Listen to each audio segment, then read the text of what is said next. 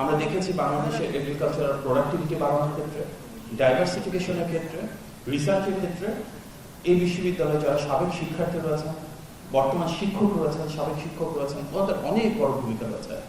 বিশ্বের বিভিন্ন জায়গায় এই বিশ্ববিদ্যালয়ে যারা অ্যালামনাই রয়েছেন, ভালো ভালো রিসার্চের কাজ করছেন, গ্রাউন্ড ব্রেকিং ইনোভেশনে তারা ইনভলভ রয়েছেন। আমরা মাননীয় প্রধানমন্ত্রী জনাব তারেক রহমানের নেতৃত্বে খাদ্যে যে স্বনির্ভর বাংলাদেশের লক্ষ্য স্থির করে সামনের দিকে এগিয়ে নিয়ে যায়, সামনের দিনগুলো ইনশাল্লাহ আপনাদের বিশ্ববিদ্যালয়ের শিক্ষার্থীরা, শিক্ষকরা অনেক বড় একটা ভূমিকা রাখবেন। বিশেষভাবে আজকে যারা ওরিয়েন্টেশন প্রোগ্রামে এসছেন, আপনাদের অনেক আবেগ রয়েছে, আকাঙ্ক্ষা রয়েছে বিশ্ববিদ্যালয়ের জীবন শুরুতে। আপনাদের সাথে আমাদের মধ্যে যথেষ্ট আবেগ রয়েছে।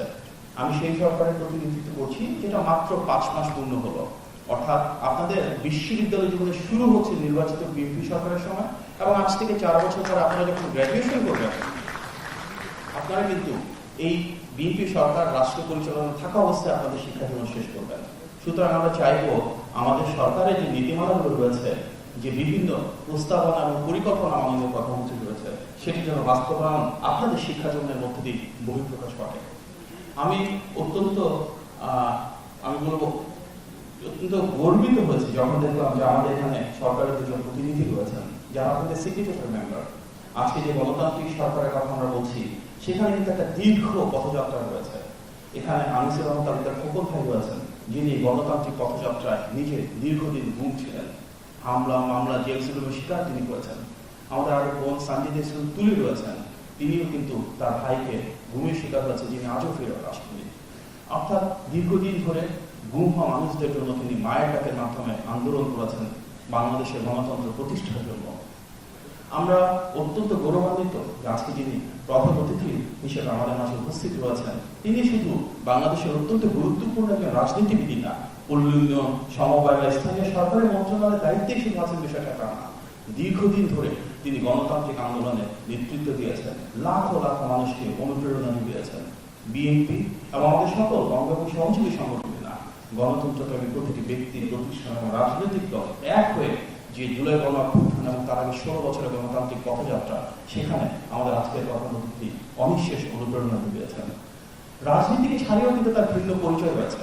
আজকে আমরা যে কৃষি বিশ্ববিদ্যালয়ে বলছি, এখানে কৃষির ক্ষেত্রে আপনারা হয়তো অনেকে জানেন, আমাদের নবীন যারা শিক্ষার্থী রয়েছেন, বাংলাদেশের ইতিহাসে কিন্তু অন্যতম সফল যিনি কৃষি মন্ত্রণালয়ের দায়িত্ব ছিলেন, তিনি কিন্তু আমাদের আজকের সরকারের। তিনি দীর্ঘদিন শিক্ষকতাও ছিলেন এবং বহু প্রজন্ম ধরে অনেক শিক্ষার্থীকে আলোকিত করেছেন, তাদের জীবন গড়ে দিয়েছেন। আজকে আমাদের যে রাষ্ট্র ব্যবস্থা, সেখানে আমাদের মাননীয় প্রধান অতিথি কিংবা আপনাদের যে সিন্ডিকেট মেম্বার রয়েছেন, ওনাদের যে ট্র্যাক রেকর্ড রয়েছে দেশের জন্য, যে ট্র্যাক রেকর্ড রয়েছে দেশের মানুষের জন্য কাজের ক্ষেত্রে, সেটাই বহিঃপ্রকাশ আমরা সরকারের রাষ্ট্র পরিচালনায় দেখেছি।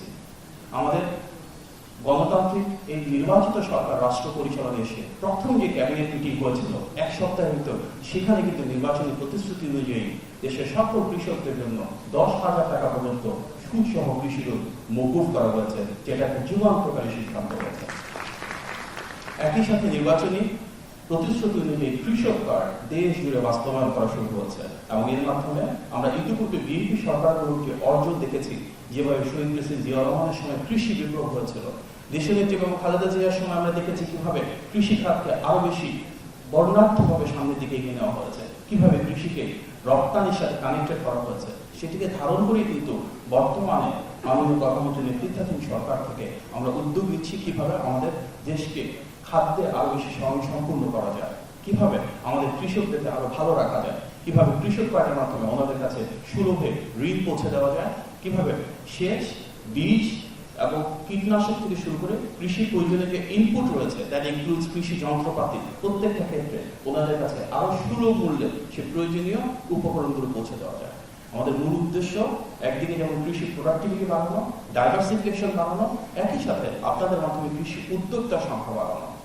যেমন বাংলাদেশে একটা কমন প্রবলেম হচ্ছে, বর্তমান সময় আমরা দেখছি আমের অনেক প্রোডাকশন হচ্ছে, যে গ্রাসরুটসে আমের উৎপাদন হচ্ছে, সেখান থেকে ঢাকায় আস্তে আস্তে দাম অনেক বেড়ে যাচ্ছে, প্রতিটা পণ্যের ক্ষেত্রে প্রযোজ্য। আবার লোকাল লেভেলে কিন্তু সেই একই ফ্রুটস বা ভেজিটেবল নষ্ট হচ্ছে। তো কিভাবে আমরা আমাদের সাপ্লাই চেইনটাকে ঠিক করতে পারি, কিভাবে আমরা প্রিজার্ভেশন বাড়াতে পারি, কিভাবে আমাদের প্রোডাক্টটাকে আমরা ডাইভার্সিফাই করতে পারি, সেটা আমের ক্ষেত্রে হতে পারে চাটনি, টমেটোর ক্ষেত্রে হতে পারে সস, ডিফারেন্ট প্রোডাক্টে আমরা যখন ভ্যালু অ্যাডিশন করতে পারবো, একদিকে যেমন আমাদের ওয়েস্টেজ কমবে, সাপ্লাই চেইনটাকে আমরা ঠিক করতে পারবো, আমরা বিভিন্ন বিভাগে এবং জেলা শহরে যেমন দামটাকে নিয়ন্ত্রণে রাখতে পারবো, একই সাথে সেখান থেকে আমরা রপ্তানিমুখী শিল্পের ব্যবস্থা করতে পারবো।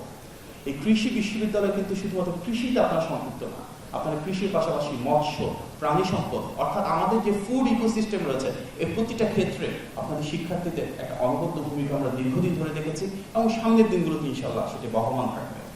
বর্তমান নির্বাচিত সরকার বিশ্বাস করে আগামী বাংলাদেশের কাণ্ডারি আমাদের শিক্ষার্থীরা। আজ থেকে 2 বছর আগে যে জুলাই গণ অভ্যুত্থান হয়েছে সেখানে এই বিশ্ববিদ্যালয়ের শিক্ষার্থীদের এবং আপনাদের অনেকের অনবদ্য একটা ভূমিকা ছিল। সে আকাঙ্ক্ষাকে ধারণ করে আমরা নিশ্চিত করতে চাই আপনাদের যার যে পেশায় যেভাবে করতে ভালো লাগে, আপনারা যদি গবেষণা করতে পছন্দ হয় তাহলে সরকার অবশ্যই গবেষণার উপকরণ এবং সে ধরনের অর্থনৈতিক সহযোগিতা করবে। যদি কারো ভিন্ন কোনো উদ্যোক্তা হিসেবে গুরুত্ব সহযোগিতার প্রয়োজন হয়, সরকার সেই সহযোগিতার হাতটুকু দাঁড়িয়ে দিবে। আমাদের মূল উদ্দেশ্য রাষ্ট্র পরিচালনার জন্য আমাদের তারুণ্যের যে আকাঙ্ক্ষা, তারুণ্যের যে প্রত্যাশা সেটা প্রতিফলন ঘটে এবং আমরা সবাই মিলে গড়ে তুলব সেই বাংলাদেশ যার ভিত্তি হবে সাম্য, মানবিক মর্যাদা এবং সামাজিক সুবিচার। আমরা সবাই মিলে সেই বাংলাদেশ গড়ে তুলতে চাই যেখানে মেধার মূল্যায়ন হবে, যেখানে বৈষম্য থাকবে না এবং সব শ্রেণী পেশার গণতন্ত্রকামী প্রতিটি মানুষ এক হয়ে একটি সমৃদ্ধ, মানবিক এবং নিরাপদ বাংলাদেশ গড়ে তুলবে।